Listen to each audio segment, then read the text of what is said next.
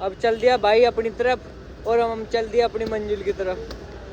तो भाई क्या कहना चाहोगे? यही है भैया, परदेसियों से ना किया मिलाना। परदेसियों को एक दिन जाना। बाकी भाई तुम नज़ारा देखो, नज़ारा एक नंबर है यहाँ पे भी। नमस्ते एवरीवन, मेरा नाम मोहित चौहान। मैं निकला हूँ भारत भ्रमण साइकिल यात्रा पर।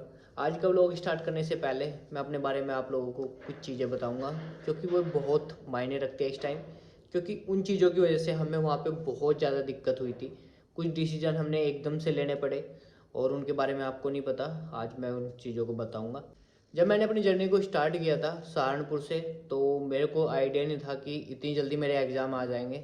तो जब एग्ज़ाम से पहले एग्जामिनेशन फॉर्म भरा जाता है, तो वो मैंने भरा नहीं था, तो मुझे पता भी नहीं था कि वो कब निकलेंगे उसके फॉर्म।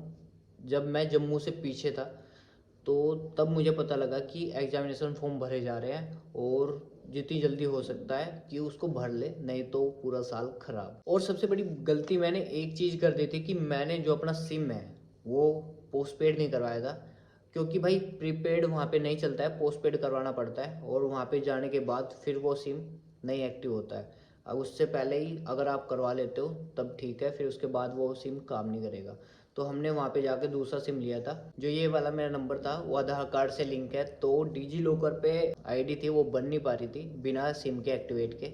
तो इस वजह से हमें जितना जल्दी हो सकता था हमें बॉर्डर क्रॉस करना था। सबसे बड़ी प्रॉब्लम ये थी हमारे सामने, और बॉर्डर वहाँ से कम 150-200 किलोमीटर दूर था। सो गाइस, जैसे ही हमारा प्लान चेंज हुआ तो मैं माँ वैष्णो देवी के घर पे पहुँचा। तो उसके बाद जैसे हमने दर्शन किए तो हमारा पूरा दिन और पूरी रात वहाँ पर लग गई थी। फिर नेक्स्ट मॉर्निंग हम जल्दी उठे और उसके बाद रेलवे स्टेशन पर पहुँच गए। हाँ, क्योंकि हमें कैसे भी करके बॉर्डर क्रॉस करना था, और अगर बॉर्डर क्रॉस नहीं होता तो मेरा पूरा साल ख़राब हो जाता।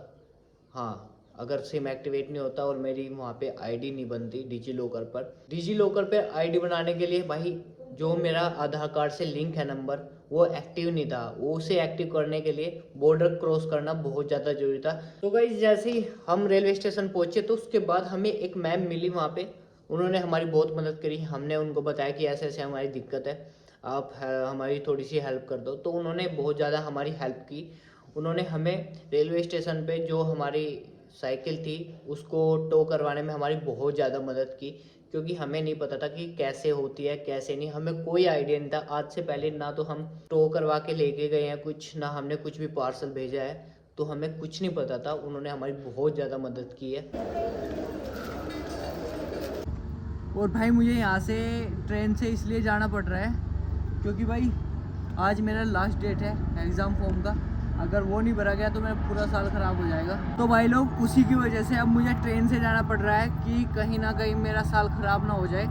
तो इसी वजह से मुझे ट्रेन से जाना पड़ रहा है। अब इस ट्रेन के डब्बे के अंदर मेरी साइकिल है। अब हम अम्बाला उतरेंगे, तब वहाँ से अपनी साइकिल को निकालेंगे और उसके बाद अपनी यात्रा स्टार्ट करेंगे। ऐसा कुछ सोचा भी नहीं था, और भाई सही बताऊं तो मुझे पता भी नहीं था कि एग्ज़ाम फॉर्म इतनी जल्दी भरे जाएंगे। हमारा सीन वैसे लेह लद्दाख तक था, फिर उसके बाद हमने प्लान चेंज कर दिया।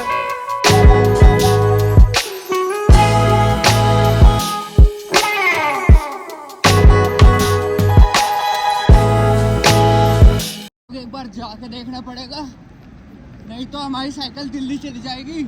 बहुत गंदा सीन है भाई। रेल से अपना जो सामान है उसको उतरवाने का बहुत झंझट है। सामान ऐसे ही खुले में पड़ा है। उतर गई साइकिल उतर गई।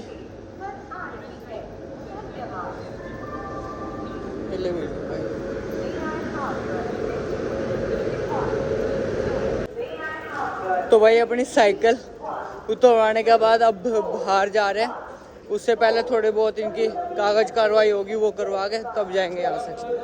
भाई भारत इस टाइम देखो कितनी ख़राब है, और भाई भूख कितनी ज़्यादा लग रही है इस टाइम। बहुत ज़्यादा भूख लग रही है। सुबह खाया था बस।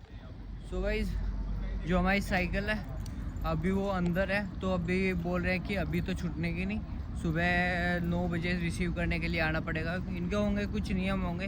बोल रहे हैं कि पार्सल है, इस वजह से तुम लेके जा सकते हैं, अभी 9 बजे के बाद ही रिसीविंग कर सकते हो। तो भाई कल रात हमें स्टेशन पे ही टेंट लगाना पड़ा क्योंकि भाई हमारी साइकिल उन्होंने नहीं दी थी। तो भाई लोग, टेंट की होगी पैकिंग, और हमारी जो साइकिल है वो वहाँ पे खड़ी है, शेरनी और सिजरोन। और यहाँ से अब थोड़ी देर बाद निकलते हैं। तो फाइनली गाइस अपनी साइकिल आ गई है बाहर, सैनी और सिजरॉन। पूरा सामान रखने में भाई बहुत मेहनत लगती है, एक एक सामान सेट करके रखना पड़ता है भाई, सब कुछ उतारना पड़ता है फिर लगाना पड़ता है। सो गाइज पूरी रात रेलवे स्टेशन पे काटने के बाद आखिरकार हमें हमारी साइकिल मिली। 11 बज चुके थे।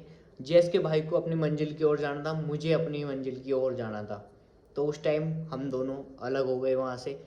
उसके बाद जैस के भाई को बाय बाय टाटा बोल के मैं वहाँ पर खड़ा रहा। जैस के भाई जा चुके थे। उसके बाद मैंने सोचा कि ऐसे मुझे अपनी जर्नी को ख़त्म नहीं करना है, तो मैं वापस 50 किलोमीटर दूर चंडीगढ़ गया, क्योंकि वहाँ से अम्बाला से सहारनपुर 100 किलोमीटर दूर था और चंडीगढ़ 50 किलोमीटर दूर। 150 किलोमीटर कवर करना चाह रहा था, क्यों जो मैंने स्टार्टिंग में कवर किया था वही मैं लास्ट डे वाले दिन करने वाला था। अब चल दिया भाई अपनी तरफ और हम चल दिया अपनी मंजिल की तरफ। तो भाई क्या कहना चाहोगे? यही है भैया, परदेसियों से ना किया मिलाना। परदेसियों को एक दिन जाना। सही बात। तो भाई अब हम जा रहे हैं अलग अलग। तो विजय बाजी भाई चल दिए हमारे, बाय बाय टाटा। और सिजोन चली गई, अभी हमारी सैनी रह गई है अकेली। लो भाई अम्बाड़ा से अब जा रहा हूँ मैं चंडीगढ़, और चंडीगढ़ से फिर कल के लिए निकलेंगे। तो भाई लोग यहाँ से चंडीगढ़ अब 27-28 किलोमीटर दूर है। प्यास लगी थी तो अब रुका हूँ, नहीं तो आज पानी की बोतल भी साथ में नहीं है। वैसे प्लान में कोई दिक्कत नहीं हो रही ज़्यादा, थोड़े से ना पैर दिक्कत कर रहे हैं, क्योंकि भाई वैष्णो देवी की चढ़ाई है, अब तक भी पैर सही जवाब नहीं दे रहे हैं। अब तक पैरों में से दर्द नहीं गया और सही से काम भी नहीं कर रहे हैं, पैर इतने दर्द कर रहे हैं। सेक्टर 11 में प्रवेश कर चुके हैं भाई।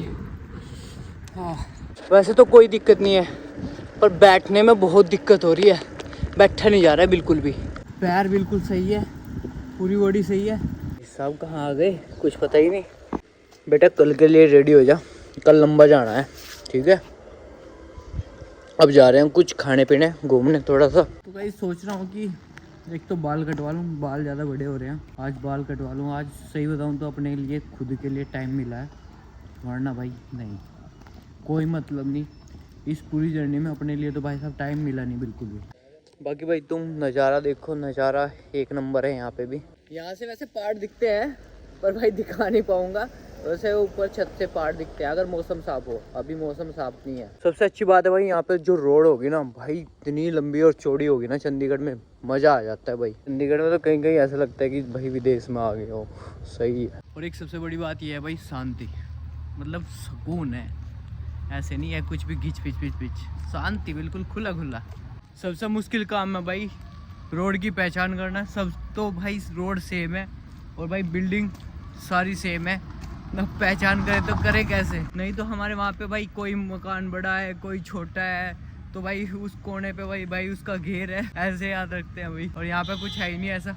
आखिरकार भाई मार्केट में आ ही गए। भाई एक बात बताना चाहूँगा तुम्हें कि भाई कॉलेज लाइफ तुम्हारे भाई ने 5 साल जी है और अभी भी चली रही है, तो तुम्हें कॉलेज लाइफ भाई जीनी चाह हर एक बंदे ने। भाई कॉलेज लाइफ में इंसान ने बहुत कुछ सीखने ने मिले, खास करके भाई से पूछ लो कुछ, कॉलेज खाना पीना सब कुछ सब यार, मतलब कि कॉलेज लाइफ एक बार ही मिले, दोबारा नहीं मिलती।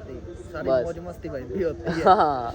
रात के बजे 12:30 और भाई नींद बिल्कुल नहीं आ रही है, पता नहीं क्यों नहीं आ रही है। मैं सोचा था कि जल्दी सो जाऊंगा और सुबह क्योंकि जल्दी निकलना है, सहारनपुर पहुंचना है, 150 किलोमीटर है, नींद ही नहीं आ रही है बिल्कुल भी। 12:30 हो गए हैं, ना घबराहट है ना कुछ, पैर थोड़ा बहुत दर्द कर रहे हैं, बाकी सब कुछ फिट है, पर नींद बिल्कुल नहीं आ रही है। तो ठीक है गाइस, इस वाले व्लॉग को तो यहीं पे एंड करते हैं, मिलते हैं नेक्स्ट व्लॉग में। और भाई कल मेरे लिए बहुत खास है, बहुत ज़्यादा खास। तो मिलते हैं नेक्स्ट व्लॉग में, तब तक के लिए टाटा बाय बाय।